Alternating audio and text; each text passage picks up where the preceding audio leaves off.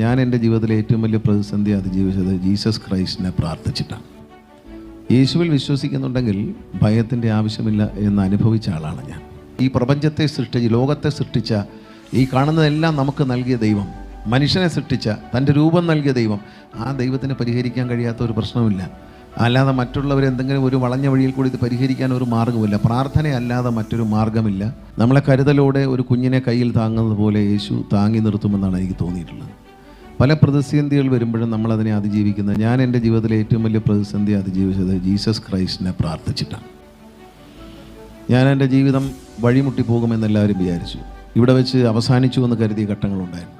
രാഷ്ട്രീയമായി എന്നെ നശിപ്പിച്ചു എന്ന് ചിന്തിച്ചവരുണ്ട്. പക്ഷെ അവിടെ നിന്നെല്ലാം എന്നെ കൈപിടിച്ച് കൊണ്ടുവന്നത് യേശു ക്രിസ്തുവാണ് എന്ന് ഞാൻ എപ്പോഴും പറയാറുണ്ട്. അതിലെനിക്ക് എൻ്റെ അമ്മയും എൻ്റെ അച്ഛനും ഞാനും യേശുവിൽ വിശ്വസിക്കുന്നു. ഞാനത് പറയുന്നതിൽ എനിക്ക് അഭിമാനമുണ്ട്. കാരണം പ്രാർത്ഥിക്കുമ്പോൾ